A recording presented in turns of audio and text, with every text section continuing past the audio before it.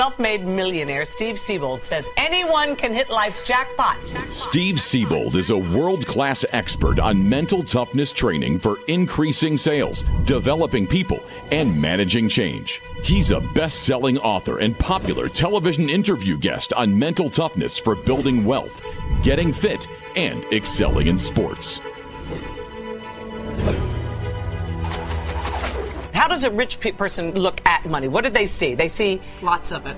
And just available out there in the universe? It's everywhere, especially with the recession. We have total chaos in the economy all over the world, world economy. So they see opportunity. They see opportunity because there's all these problems. Because where there's chaos, there's opportunity to solve problems, to make money. Someone said that the rich, having made a lot of money last year in the stock market and maybe some money in the housing market, the rich have an obligation to spend that money to help the economy. And you say? Why? Why are they obligated? I mean, these people didn't make their money robbing banks. They made their money solving problems. Because it would be good for the economy. So is solving problems. I mean, do people want their problems solved or not? If they want their problems solved, you're going to have to look to the innovators, the job producers, the creators. Ladies and gentlemen, please welcome Steve Siebold.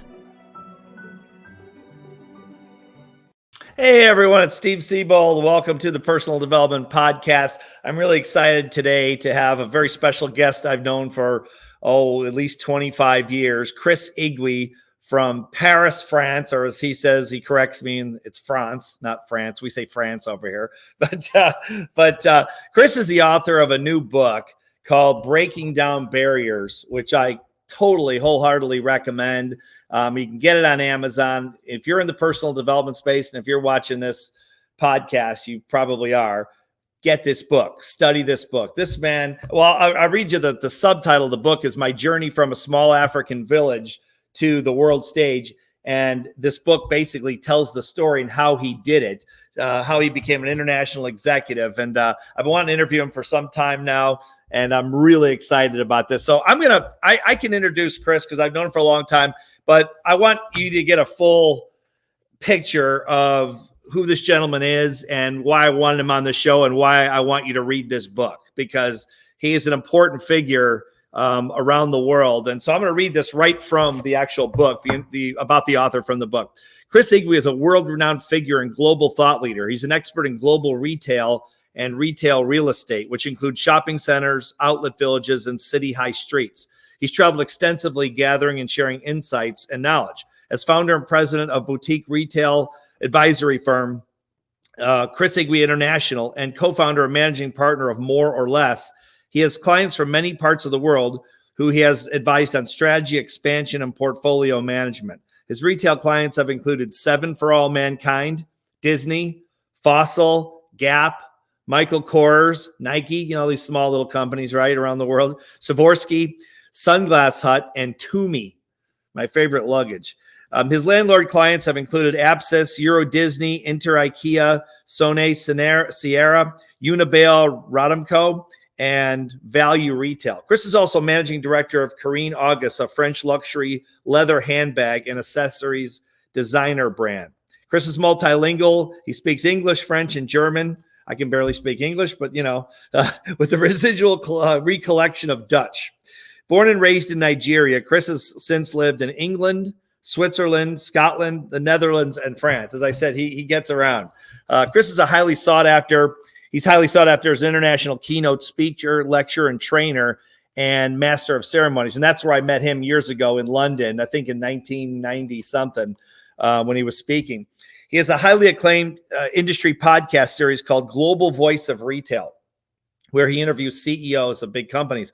Chris is co-author of Secrets of Working Across 5 Continents with Meltem Echeberry and Bettina von Stam, where he focuses on visionary and authentic leadership. Chris was recognized by the International Council of Shopping Centers, receiving an award in 2014 for outstanding service to the industry. He was also recognized in 2023 as a top retail influencer by Rethink Retail. He's currently a European Global Governing Trustee for the leading global real estate trade association, ULI, which stands for Urban Land Institute. Please welcome my good friend, all the way from Paris, my good friend, Mr. Chris Igwe. Chris, welcome to the show. Thank you, Steve. Thank you. I'm very, very grateful. I think that's a podcast in itself, quite frankly. All the introduction you've made of me, people may want to just walk away and go, "Yeah, I know it all. I know him all," and I'm grateful. Thank you for the introduction. Very kind of you. I was just going to kind of introduce them based on our relationship, but I wanted people to get a full scope of of your background as extensive and impressive as it is. Let me start out with this, Chris, with the book, because this book is so good. Again, I recommend this to everyone. If you're in personal development, you need to read this book. It's that good. You called it Breaking Down Barriers. Can you tell us why you called it, that was the title you chose? Yeah, sure. Great question, because when one writes a book, and you have written way more than I have done so far, and maybe one day I'll catch up with you, but I'm still enjoying this particular one. When you put a book together, my first thought was, I want to tell a story around personal development and growth in terms of my philosophies and my ideas. And as it transpired, I started to think, well, this has to be a book that is accessible to everyone. So whether you are a 10-year-old or you are 100 years old, in between, whether also, by the way, you have a good command of the English language or not. You were kind enough to mention the languages I speak and the countries I've lived in. So I'm always conscious of the fact that not everybody is a native English speaker. So making the book as simple as possible, but making sure that the ideas and thoughts were powerful enough, that was the key. And then it came to the point, well, who's going to read this? Who knows Chris Igwe? Inevitably, not many people outside of my industry, perhaps. But breaking down barriers is for those who are at the beginning of their journey, for those who are perhaps in less developed countries where we don't have access to the same education, the same support system, and so on. How can I get to where I want to be? And because I've taken this path and I've got there, and as you say, through the subtitle of my journey from a small African village, it was to say, whether you're in India or in China or in Africa or United States or Europe, it doesn't really matter. It's the fact that maybe you find through this book an opportunity to grow, take those challenges, break through them, and find out where you want to get to. And if I may, just briefly, because it's the Olympics here in Paris, the other aspect was I wanted this book to be a platform for others to find their own path. So taking a very quick example, Roger Bannister, well-known Englishman who broke the 4-minute mile, ran the mile, should I say, the one in less than 4 minutes, because the key was nobody had yet managed to run a mile in less than 4 minutes. Now, Roger Bannister was training to be a doctor and also a neurologist. So he's trying to understand what it is, the mechanisms that allowed one to perform in a different way. And eventually he broke the 4-minute barrier by running 3 minutes, 59.4 seconds. So just underneath, but he'd broken through that barrier. And then inevitably, as you can imagine, so many people have broken that 4 minute. They've run a sub 4 minute mile ever since. So just if someone can make that push forward and take others with him or her, that for me is the objective. So if anything, that is what this book is about. If I can do it, others can do it. Yeah, that's a great story about Roger Bannister, and I think yours is equally as fascinating based on what you've been through. I mean, I know you and your family have lived in France for many years, and you've lived in a lot of places as we mentioned in the intro. But my question is, you were born in Nigeria, and what made a kid from a small African village believe he could become an international executive as you have? To be honest, I didn't necessarily see myself becoming an international executive. But one thing I have done, and I'd encourage people to do, is to seize opportunities whenever they come. Now, I started out with the objective, in fact, Steve, to become, which I did, a civil engineer. I loved building things according to my parents. And my view was I wanted to build bridges, roads, and dams. Those were my three main things I wanted to build to make a big difference in Nigeria and perhaps abroad. So I had the objective of growing as a civil engineer and being known in that sector and that industry. And through circumstances, I did work on major international projects, as you know, IBM, first factory in Europe on the west coast of Scotland, Stansted Airport, London's third airport, and of course, the famed MI6 building in London, which my team designed and installed. So I was able to get to the top of that experience and that route, as it were. And then, as it turned out, I got an opportunity to move into retail. So I knew I wanted to achieve things. I knew, because I've been ambitious, I still am, and I wanted to grow through business and see how far I could go, to be honest. But being an international executive, award-winning individual, being recognized in different areas, I didn't know, but it was all part of where I wanted to be. Yeah, it's an amazing story. And again, you guys, the book tells the story all the way through this. It's got photographs, personal photographs of how Chris pulled all this off after it's just a series of incredible events and stories that he shares in the book, which are great.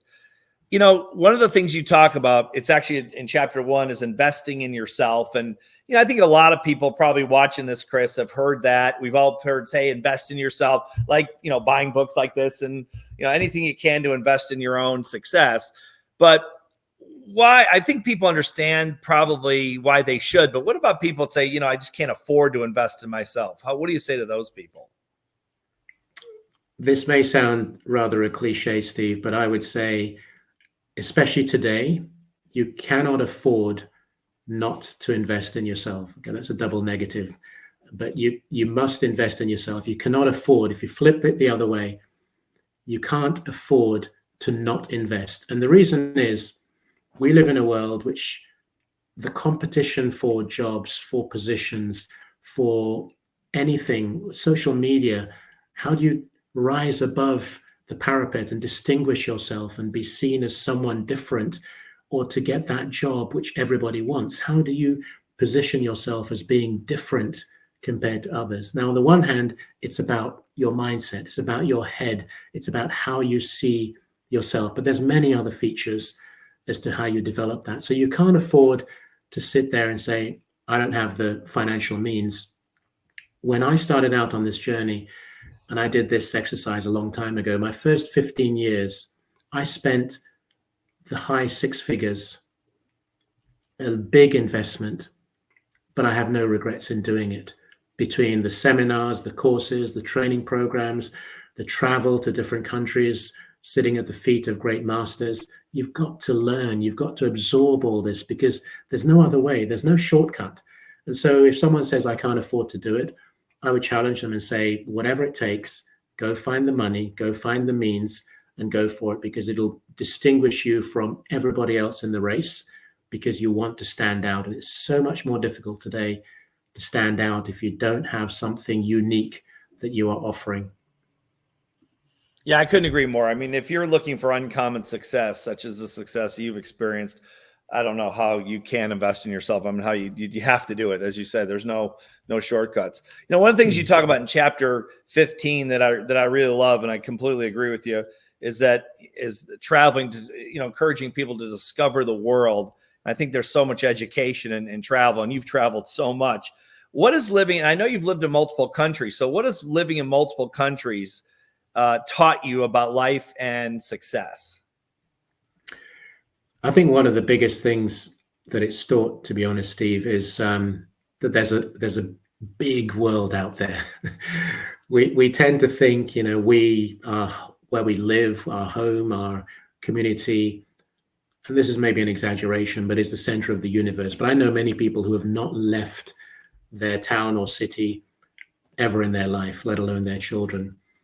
But there is such a richness beyond your immediate environment. You discover cultures, you discover languages, you discover food, which, you know, we can talk in France and Italy and various other countries around food and how important that is, because through those connections, you then start to make friends, understand how countries work. In my case, living in the Netherlands, for example, the Dutch in business have a very direct approach. For some people, it's rough, it's in your face, but they respect you, but they give their opinion. Whereas in other countries, whether it's Africa or the Middle East or even in Turkey, there's a different approach. There's a negotiation, a discussion. Business is done a different way. So there are lots of different things that you experience. But I think probably here are a few takeaways. One is it teaches you the ability to communicate and to communicate better, especially with those, again, for whom English is not the first language, to listen better, because what someone is saying to you may not exactly be what you're hearing.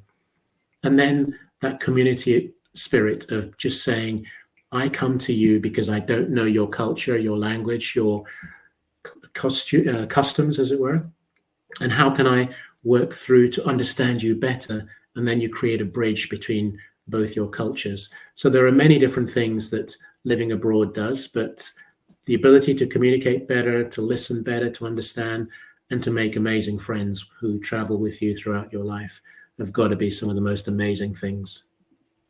Yeah, I couldn't agree with you more. Just I never really traveled that much, when I was super young, but I traveled around the States a lot. But, then when I got into business, I started traveling all over the place like you. And I've never lived in another country, but, we're kind of brought up in the States. And I understand it's the same now, as we're sort of the center of the world, as you mentioned. I guess everyone feels like that in whatever country they're in which they're born, but we're told we're the center of the world, and we're actually, we are the shining light. And then, you grow up and then you travel and you realize, yeah, this is a lot of propaganda. I mean, yeah, we're a great country. The other great, France is a great country. Without France, we don't exist. So there's that, and then a whole bunch of other things, as but I couldn't agree more. I mean, the education you get from it is I imagine living in other countries, that's even takes it to another level, but just even visiting, One of the U-turns you take, not U-turns, but sort of a different turn in the book in chapter 5 that I really was glad to see you address, is that you discuss being in a mixed marriage. And this is not in a lot of, I haven't seen a lot of personal development books over the years where people talk about this, but I'm really glad you did, because you did a great job of it. It's really well done.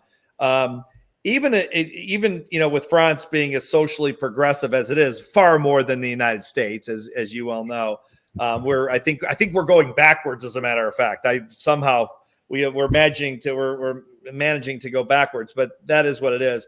But even as socially progressive as France is, can you talk about the types of discrimination that you and your wife Pamela, as well as your kids? You've got 4 kids, I know, that you guys have faced, and then what have you learned from this discrimination? Yeah, I'm glad that you you appreciate the discussion around the topic. And as you mentioned it, I guess there aren't many books, at least in the personal development space, focused on mixed marriage.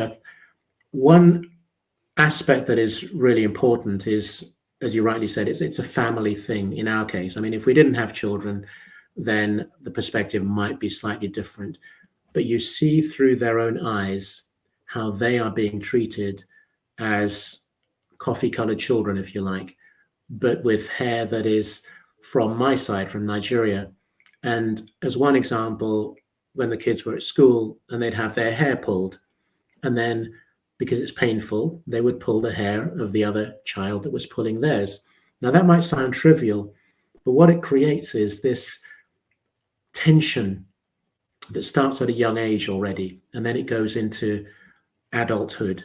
And so what we sought to do, and I believe we did pretty well, was to help the children to understand that their color, how they looked, is something they would have to work through and work with.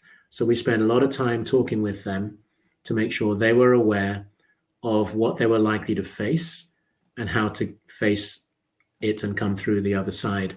So through them, we were able to share our knowledge and insights about the importance of being proud to be Scottish, because Pamela's Scottish, as you know, and I'm Nigerian, to blend those two cultures together, but not allow anybody to penetrate it. But as you go into adulthood, some of the things that we experienced, Pamela and myself anyway, was inevitably prejudices in terms of trying to get a job for her as well, because she had the attachment of the Igwe name, which interestingly played a role in some of the situations she was involved in. But from my own point of view, in a business environment, I remember two business situations, and one was a very well-known, obviously I won't name them, American brand, who in a meeting with my colleagues, and I was the only Black person in that meeting, this is not that long ago, was treating me as if I wasn't in the room. So they were talking to the others, and when I spoke, they ignored me. It really disorientated my colleagues, and they felt very unhappy about the situation. That's one extreme. I've had others in between. It's important to not allow that to penetrate you. You've got to be able to, in my case, which is why I wrote about it, is that whether it's the children, whether it's my wife, whether it's me, we have to work through it and to see that, yes, having a mixed marriage is a challenge, but it actually makes you stronger. You actually come out the other side feeling more informed, more insightful, and more aware. And as you said, there are stories in the book that illustrate and punctuate that in vivid ways. But it's been a journey, and it's not over. For example, when you get told, okay, this was a long time ago, but going to get renewal of my residency permit, and the guy at the local authority actually looking me in the eye and saying, you are not allowed, people like you are not allowed to have residency permits. And that's here in France. That's a shock. This is like, God, this is the 21st century. You don't speak to people like that, but you just got to absorb it and be strong about it. Yeah, it's unbelievable that could still be going on. You know, I mean, one of my favorite stories in your book is when you get pulled. You're driving the I think it was the Series 7 BMW, that fancy car, and you get pulled over because obviously a Black guy can't be driving a fancy car, and then you have a white woman who happens to be your wife, and so obviously you stole the car and kidnapped the woman.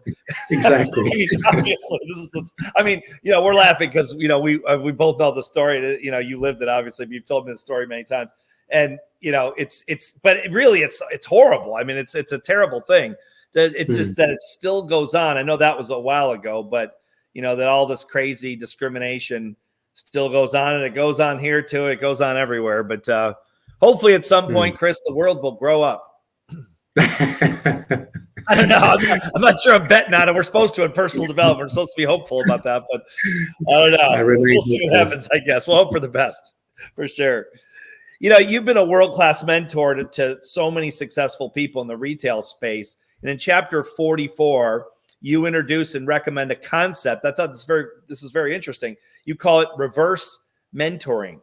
Can you define what this means and how it's impacted your life? Yeah, sure. For me, reverse mentoring is where you've mentored, coached, helped somebody on their journey.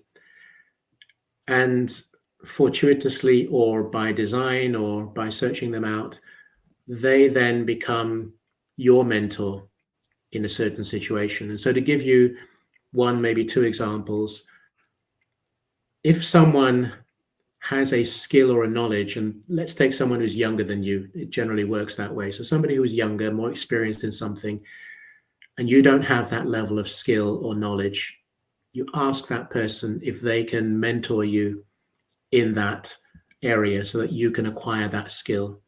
And for me, one is, for example, my daughter, who I know you've seen on social media, Olivia, who is incredibly good on social media.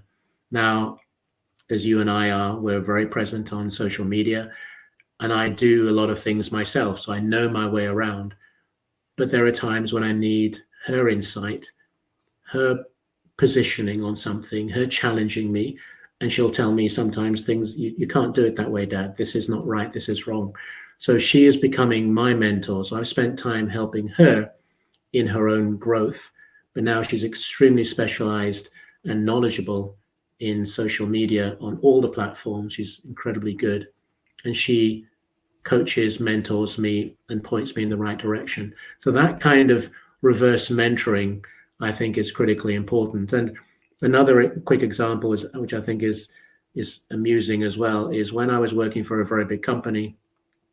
I'm sure, Steve, you remember the BlackBerry back in the day. So we had a BlackBerry, and the company decided we'd go from BlackBerries to either the iPhone or Samsung. I went for the Samsung. Anyway, long story short, we went to collect our phones from this location.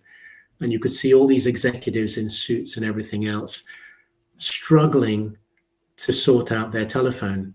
And I looked at a couple of people who I knew, and I said, I don't understand why we're sitting here trying to figure out the phone. I said, don't you guys have children, teenagers? And they said, yes. I said, well, here's what I'm going to do. I'm going home. I'm taking my phone. I know my daughter will help me set it up because I don't have the skill set to do it. And I did. Now, because we brought our children up in a certain way, she said, I'll do it for you, Dad, but I will charge you. I said, how much? She said, 40 euros, the equivalent of about $45, which I thought was a bit high for 15 minutes of work. She learned from the best, Chris. Exactly. I couldn't fault her. So in the end, I got it down to half price. She did it for 20, but she said, under 20, I'm not doing it, Dad. It's just, so I got it done. So again, that's a skill that she has or somebody else has, and they teach you. But the important thing is you allow them to teach you, because so often we're so proud that we don't want someone younger or less experienced or whatever. Well, not less experienced, but somebody younger than us or someone we've mentored. We've got to allow the process to work the other way. And it's very, very powerful. Yeah, I couldn't agree more with that. And Chris, everyone that knows your family has watched your social media, specifically, at least for me on LinkedIn. We've watched it go from not that much to really, like, you have some really great social media. And we all know it's Olivia. We know it's Olivia, Chris. We know it is. I don't know what you're paying her, but we know it's Olivia. Just so you know, we all know. Oh, dear. The rest of the world might not get that, but oh, man. It's so much better, though. It's amazing. So I'm glad. I'll leave it at that. But on a serious note, you're right. It's almost like I saw something the other day. They said that when you're learning from, whether it's a younger person or someone that knows more than you and you're being mentored, you almost have to be willing to play the fool, play the beginner in order to really learn. And like you said, get your ego out of the way. And once you do, it sort of leaves you open to learning anything, Absolutely. at any age. Exactly. Yeah. One of the things that I really like about this book, again, the book is Breaking Down Barriers. And I highly recommend this book. You can get it on Amazon. Is that the best place to get it, Chris? It is, yes. Yeah, exactly. Yeah, get this book, guys. You're going to really enjoy it, and you get to know this gentleman really well through this book, and his family as well. It's a great success story. At the end of the day, that's what it's about, and it'll inspire you to go to the next level. And one of the things that I think is inspiring is you're very candid in the book about your failures and how you've kind of failed your way to success, as people talk about. And so, can you describe the different ways that you actually, some of the most important failures you had that really pushed you to more success? Well, inevitably, failures are always painful, aren't they? When we have our failures, and we tend to try and hide them. But as you rightly say, what I sought to do, and that's what this book is about. I share my story. I share my successes, my pains, my challenges, some family, some really heartbreak moments, as it were. They're all there because this is life. This is what we all have. So a couple of examples, which, as you say, one is referred to in the book, is, and I think it's important to mention because we all look at certain failures, and in many cases they are financial, whether it's a business that you've created and you go bankrupt, or there's a financial challenge around it, or problems with a partnership. But one for me was, I'll give you the very short version, and as you say, hopefully people will go out and buy the book. Was working on a major project in Australia, which I was doing as a redevelopment of a very well-known site that myself and my business partner had secured. And we had secured the debt financing, which was very difficult, but we got it with the banks, and we were about to solve or sign up on the equity side. It was going to be so huge that my Australian lawyer said to me, Chris, I think you need to think about moving to Australia because you are going to make a lot of money out of this. So everything was just pointing towards a huge, huge success. Unfortunately, for reasons beyond that particular project, 9/11 happened and the equity financing fell apart. The project fell apart and I was left carrying not my own money, but money I'd borrowed from someone else. And that was a very devastating moment. It took a long, long time to get out of that. And what I learned from that, to your question, Steve, is we will all hit failures at some stage. The question is, how do you come out of it? How strong are you able to become as a result of that? And it taught me many, many things that we wouldn't have time to talk about on this podcast. But finding that inner strength, repairing a relationship which was challenged by the loan that I took out, which was taken out from a friend. And thankfully today, he and I are still friends, but it was a very, very rocky moment for many, many years. And I would say one of the key things about failures is if you can, fail fast and fail early in your career and your journey. The sooner you fail at something, the more you have the strength to allow that to be your platform going forward. If you fail later, not that it can't happen, but it's easier if you've taken the pain earlier on and worked through it and got to a place where you're starting to put yourself, your business, your family, all of which could be challenged, into a better position for takeoff. So I've had several failures, like all of us, decisions and choices that have not been the right ones. But I've always looked back and said, what did I learn from that? And how can that help me for the future? We've always got to be looking back at what went wrong, why it went wrong, probably around your approach, Steve, to critical thinking. Those critical thinking questions that you ask is, don't blame anybody else. It wasn't 9/11 that caused my project to fail. It was a contributing factor. But then what did I do after that to work through it myself? Yeah, I like what you say about failing fast too, because, I've had so many people, I know you've heard this a million times as well in the personal development space, that kind of people that are new to the space will say, well, I'd be so, if I started this business or this new project and it failed, I'd be so embarrassed, with my family and my friends and everything, and everyone would know, and I would know how to handle that. It's like, how do you handle it? It's like, you get used to failing after a while. It's sort of a thing. we did an extra interview with one of our secretaries that they're about 15 years since she was working for us. This is years ago. And we said, well, what was the best thing you learned from us? She told some of the stuff she didn't like. And then we said, well, tell us. Okay. So that's good. So tell us what you learned. And she said, you guys, when a project fails, all the stuff we had that failed over the 15 years, you guys just bounce back and just do the next thing. I said, what would you have expected? She said, well, I felt terrible about it. I would have had to take some time off and think about it. I said, we don't have time to do that. We got to go to the next thing and make sure we pick up for the last thing. You kind of fail your way to success. But I think it's something you almost have to learn, don't you think?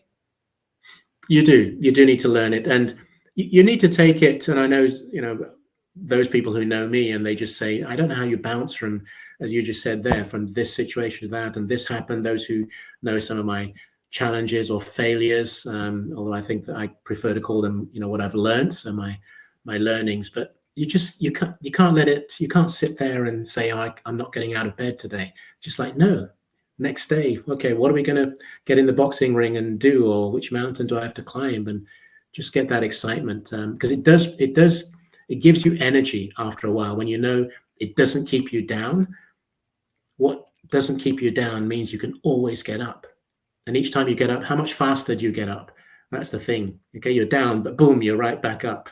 So how does that boomerang effect work? Yeah, I agree. And the people we all think that, are watching us and, are going to care so much, we're going to be, they don't care. Nobody cares. They're worried about their own stuff. They're trying to succeed at their own life. They don't care. So to your point, I think you do. You get up faster every single time because you realize it's just another part of the process, and you learn, like you say, you learn more from the failures anyway. They're painful, but you learn from them. So I really like that as part of the book, that you disclose some of that stuff, like this Australia story, which is in the book, of course, and there's some photos associated with it as well. So I appreciate you putting that in there because, sometimes, as you know, in personal development, we like to tell our success stories and all that, but we don't share sometimes, sometimes people don't share the failures, which people can relate to. When you and I met back in the 1990s, I think it was in London, we met the first time, if I remember right. I nicknamed you, and I think I do get credit for your nickname, or the Black James Bond, 007. We had the white, now you're the Black James Bond, because of your cool demeanor, your charm, not to mention that Series 7 BMW you used to drive around London. So that was pretty cool, and France, of course. But, what role do you think? I mean, you're a big personality, obviously. You're a charismatic guy. What role do you think that personality plays in someone's success? And if it's significant in any way, do you think it's something we can learn and improve on? It's not an easy question, right? No, it isn't. And it's a fascinating question, to be honest, Steve, because in the way that you've put it there, I hadn't thought about it. So what I would say is not more important, don't get me wrong, but the higher the profile perhaps that you have in your industry or your environment, because not everybody necessarily has the privilege of having a global role. And you very kindly mentioned some of the global brands that I've worked very closely with many a CEO. So I've had that real privilege. But I think it's important nonetheless that we don't forget the man on the ground, the man in the street. And that, for me, is part of my DNA, the way that I function. I don't ever want someone to say, you talked about social media and being out there all the time. I was in London 2-3 weeks ago, for example, and somebody who I've only met online, and I've known her or them for about 3 years now. First time we actually met, and what we discussed was being online and being physically met. And for me, one of the greatest pleasures and joys was them saying, you're exactly the same online, despite all these things that you do and everything else, as when you're physically in the room with them. I don't want there to be a difference between the two. What you see online is what you get when you're with me. And for me, that is so critically important for all of us.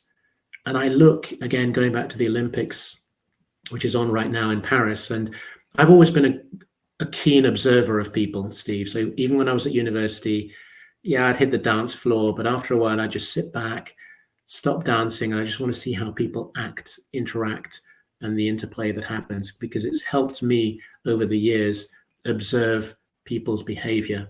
And so in the Olympics, for example, right now, I look at those where they've got a gold medal, or at least gold, silver, bronze, doesn't matter. How do they treat those who were unsuccessful? Do they go up and say, I'm sorry you didn't make it? Give them a hug, a handshake, or whatever? When they're talking to people who are cheering them on as they walk past, how do they look at them? Do they have this aloofness, or are they closer? All those kind of things, for me, whatever the stature you have in life, you should be able to be accessible to people, be generous, be kind, be open, be attentive.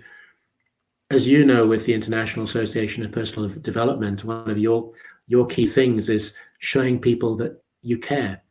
We're in a world where there's so much suffering. Just try and be aware of other people. So whatever, no matter how famous or important I might be in my own head, because when I get home, my wife and my kids think I'm just a common man anyway, so I don't get any special attention. But whatever it is you do, show care, love, if you like, attention to other people. Everybody has a story. Everybody is hurting in some way.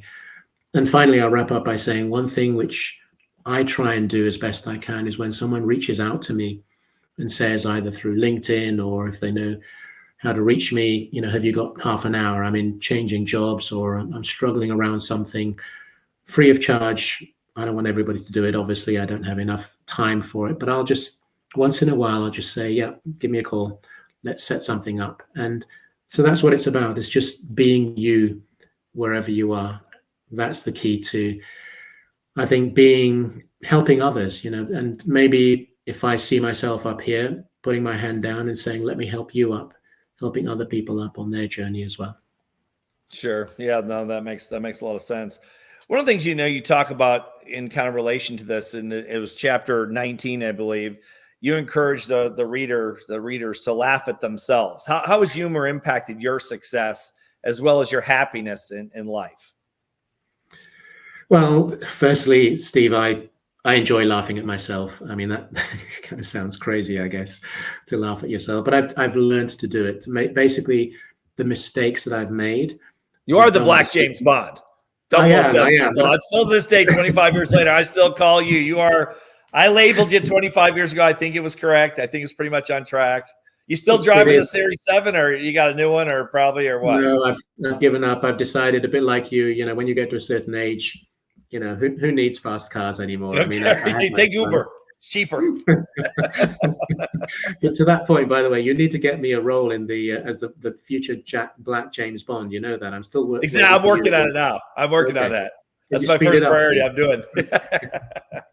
Speed it up. No, you need to laugh at yourselves. I mean, at yourself. I've done some of the dumbest things. For example, which I've only done once, but I learned from the mistake. I went to the wrong airport to fly out of in Paris, which is just like, I travel, I was doing 3 or 4 days a week for 25 years, 30 years, nonstop travel. How can you go to the wrong airport? But I did. I laughed at it because I thought that was the most silly thing to do. Last week, again, I don't go that frequently to London, but this is another London story. I was standing in the tube, so the metro, the underground, and this lady, unfortunately, fell back as the train was going forward. And I instinctively knelt down to help pick her up. And I split my trousers. And I thought, this is not cool. I mean, how am I going to walk around with my trousers split? But I say that because it's not the first time it's happened. And my kids and my wife find it incredibly entertaining. I find it funny after a while. Just like, how can you... I was trying to do a good deed, but I ended up making a mess with my trousers, which is fine. But those you gotta stop wearing those tight disco pants, Chris. Disco is over. It ended in the 70s. I don't know if I told you or not, but you gotta wear loose and fitting clothing. Well, it's funny. My brother did say that. He said, you got to get wider pants than the tight ones. I've got to look cool. I mean, you just said I'm a debonair, kind of guy. 007. I mean, it's a certain look you got to have. If you split the trousers, you split the trousers. Exactly. I've got to look the part. Exactly. Humor is incredibly important because it allows you to not take yourself as seriously as you think you should. And quite frankly, it makes you happy. When you laugh, as you know, you kind of get rid of this excess energy that's built up, maybe stress and goodness knows what else. If you lighten up, it makes a big difference anyway. And if you can laugh at yourself, it's way more important than having somebody laugh at you. If they laugh with you, then it's great. But sometimes people confuse laughing at you as opposed to laughing with you. So you've got to have fun with yourself. You've got to see the silly things you do, enjoy them. It's not the end of the world, and just keep on rolling. Yeah, it's such an important coping skill in so many ways. Another one of my favorite stories, this is a more serious story, of course, but one of my favorite stories from the book is when you and your family, when you were young, escaped the Nigerian Civil War in 1967. Can you share this story with the viewers and what you learned from that experience, as extreme as it was? Yeah, it was extreme. It's not something that anybody would wish to have, a civil war. And it was at the time one of the worst wars of genocide ever in the world. My father was working as a chaplain. He was a minister and working in the army. And my mum was a headmistress, but she created a sick bay to look after sick and dying children. And to your question about how what the experience was, we were 4 children. My mum required us to support her in that sick bay. So we actually, at a very, very young age, got to see sick and dying children, doing our best to give them some sort of quality of life. Many of them were dying of starvation, so they were not going to make it anyway, but to give them the best chance in those, and they were young, they were children, literally. It was a sick bay for children. So seeing them in that desperate situation, desperate state was heart-wrenching, I guess. But we didn't see it that way because we were there to help soothe their pain. So it wasn't like, you can't look at it as an adult today and say, oh, that's rough for, we were between 6 and 15 years old, that kind of thing. So it's rough to experience that firsthand, but we just were privileged and grateful for the fact that we were not the ones in that sick bay with the children. So that was one of the more difficult moments.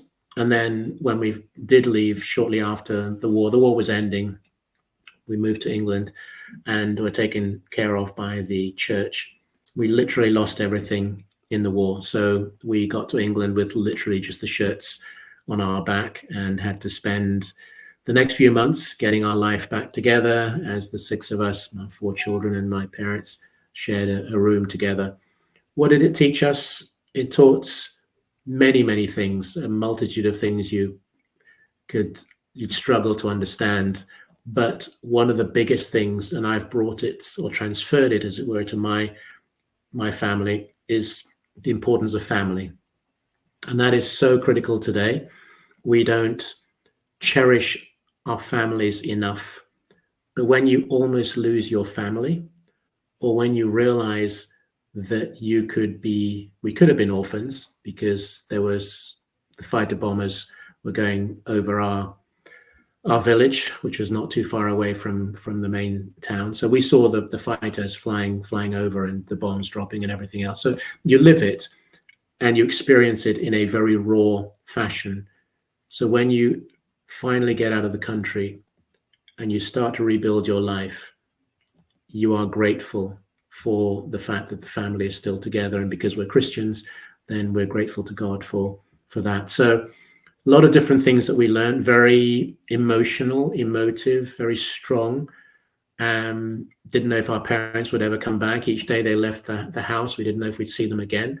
So, gosh, lots of aspects that I could illustrate. But what it did was beyond family, it gave us incredible strength individually, because if we can handle that and we can come through that, we can come through anything.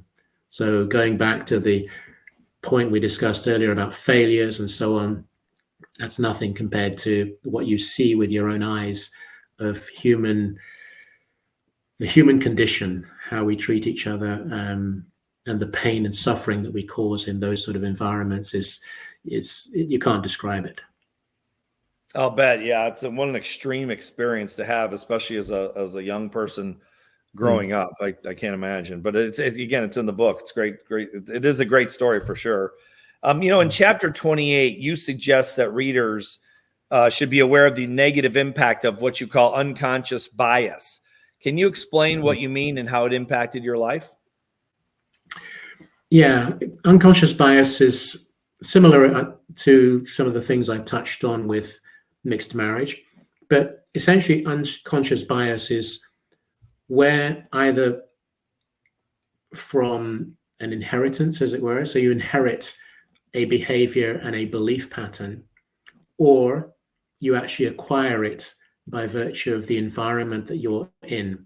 Very simple one is color. So people who are prejudiced against color, whether it's black, white, Asian, whatever. But then there's a whole range of other things, from ethnicity to sexual orientation to education to religion. And the unconscious part is where you essentially deny, if you like, or pretend it doesn't exist. And yet it is, but it's very ingrained. It's in there in you.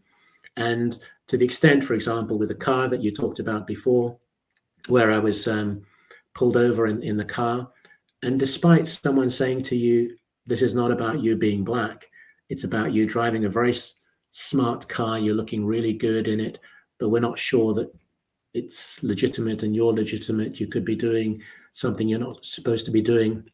So there's a part of you that basically has a preconceived idea about the person that you are in front of.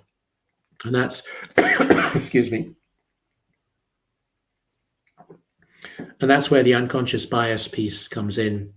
So very often when people say, I'm not biased, I have no prejudice against this or that, in fact, they're saying something that is actually there. So they're contradicting themselves.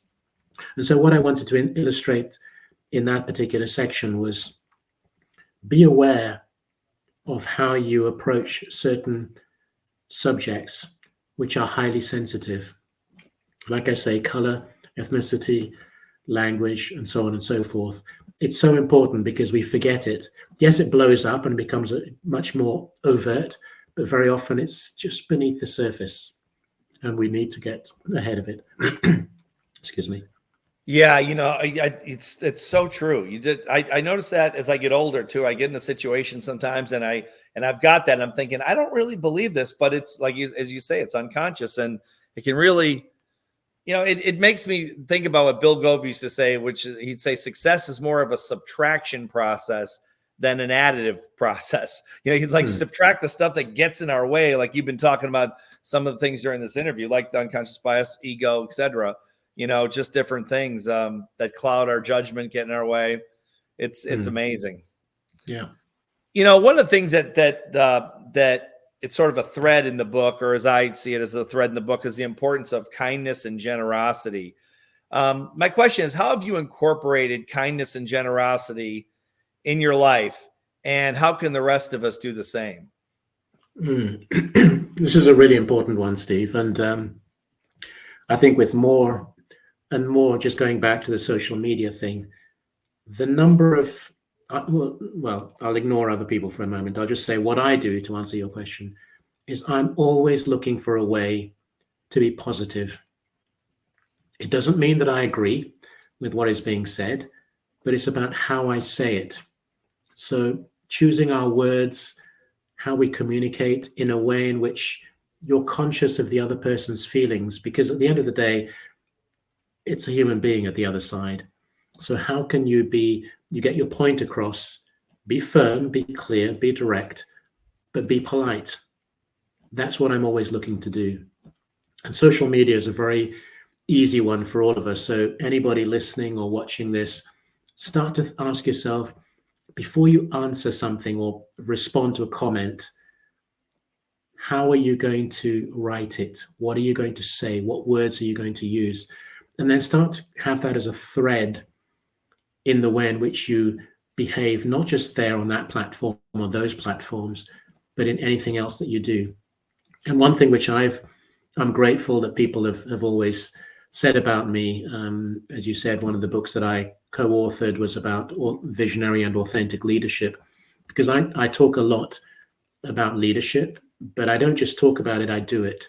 And for me, if you can lead and show others how to be kind, how to be supportive, how to have the right words, how to be generous, it makes a big difference. So we can each do it ourselves in our own space, just starting one building block at a time. But we live in a world today where we are desperate for kindness. We're desperate for someone who cares, and we can all do it. It's not complicated. Yes, I'll admit there are times when I feel somebody says something and I really want to kind of express it differently. But if that is how I feel, I will either let it be and not say anything, or I'll come back to it at a later stage when I've processed it, as it were. But we definitely need to be more kind and generous and gentle to each other in a very complex world. Yeah, I couldn't agree more with that. It's such the world's kind of on fire time, and it brings up a lot of emotion for all of us, I guess. And I think kindness and generosity, as you say, it's probably more important now than at any other time, at least in modern history around the world, because it's such a global community, and it seems like everyone's sort of on edge right now. And so I think that's great advice. So again, you guys, the book is Breaking Down Barriers. You can get it on Amazon. Chris Igwe's masterpiece. You got to get this book and study the book. You'll love it. It's fantastic. And after you read it, make sure you leave a review on Amazon. That helps all the authors in personal development. That helps us a ton, because it helps the algorithm, and all those things I don't really completely understand technology wise, but it does help us get our books out there, right, Chris? So in addition to promoting your books, your business, your speeches, what's next for the Black James Bond? Well, as it seems to be taking forever to get me onto the next James Bond as the lead actor, I'm going to have to go my own way. To be honest, Steve, I just carry on doing what I'm doing. I mean, there are many different things. You cited some of the companies that I'm involved in, but I would say perhaps what I am focusing on now is helping small and emerging businesses, a couple of startups, in not only bringing my business acumen, skill, knowledge, just having that thing about, I learned so much when I was younger, and I've taken this and I've got to this point where I know younger people, and by younger, I mean 30s or 40s, they're challenged as to how to develop their own business. So I'm getting involved with those. So there are 4 companies that I'm involved with, helping incredible founders who have an incredible vision of where they want to go. And I've joined forces with them, and I'm helping them to find a path. So I'd say that's the main thing in between the other things that I'm doing, and you've cited very kindly before. So same stuff, but doing it differently, doing it smarter, but also helping others on their own journey.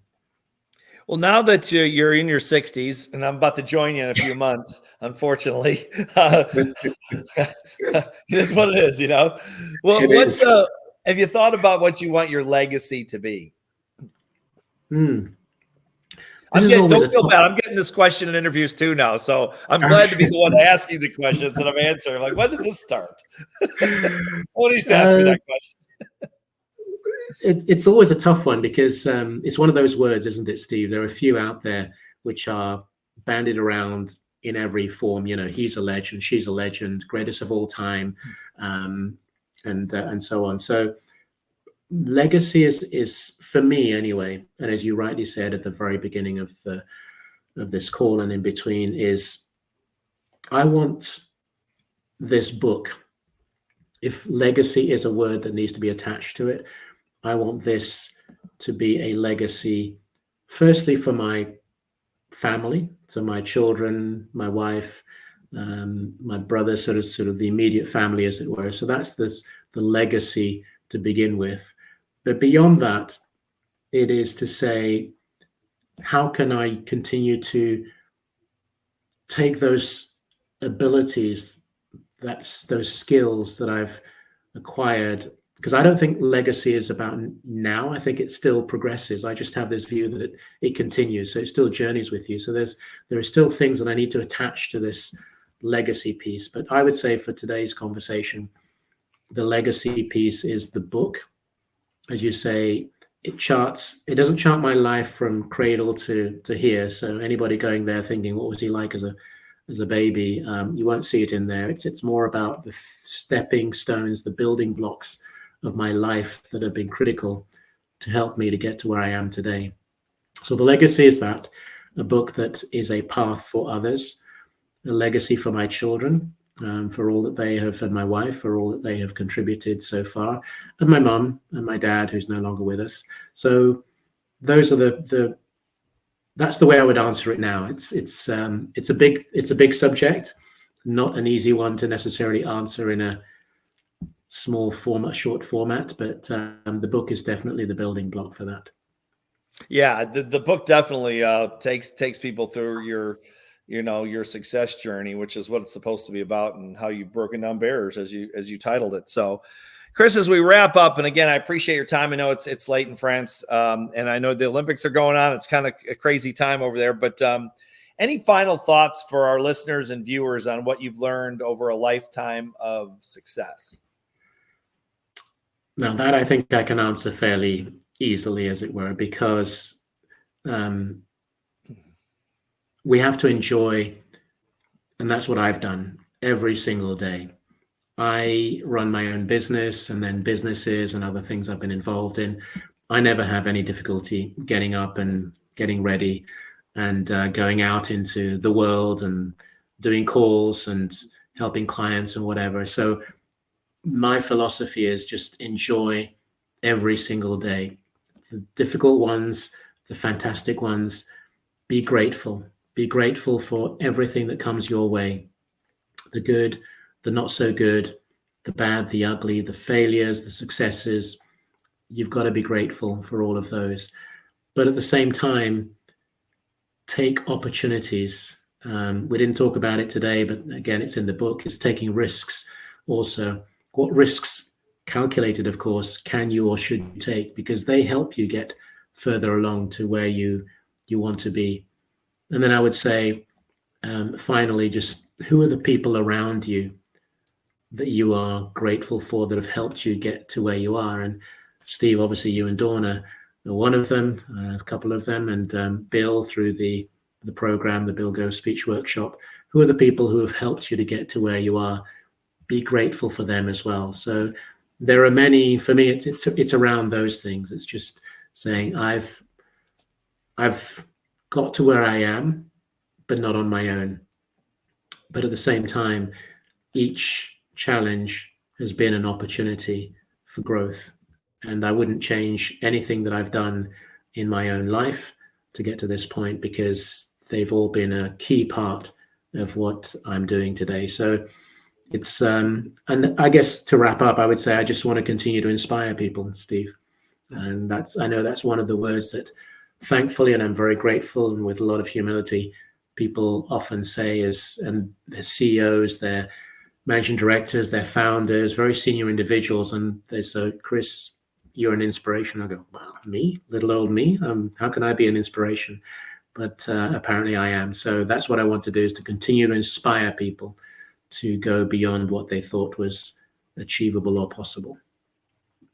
Well, you're definitely an inspiration, Chris. I know you and I kid a lot. We've been kidding around for 25 years with each other, but you are certainly an inspiration. And this book really tells the full story. So once again, guys, the book is Breaking Down Barriers. The author is Chris Igwe. Chris, again, I know it's late in France. You have a lot going on, and I really appreciate you taking the time to join us for the podcast.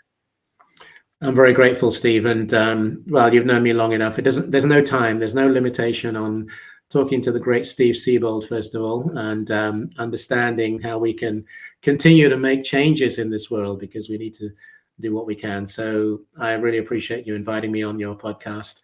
It's been a real pleasure, and thanks for everything you've done and for our friendship. Thanks, Chris. Again, I appreciate it. Good luck. Best of luck with the book. I know it's selling well on Amazon. Guys, go to Amazon, get the book, leave a review. You're going to love it. It's a life-changing book with the inspirational Chris Igwe. So thanks for watching, guys. Thanks for listening, watching, whichever way you're consuming this podcast. And we'll see you on the next show. Take care, everyone. Take care, Chris. Thanks, Steve. All the best.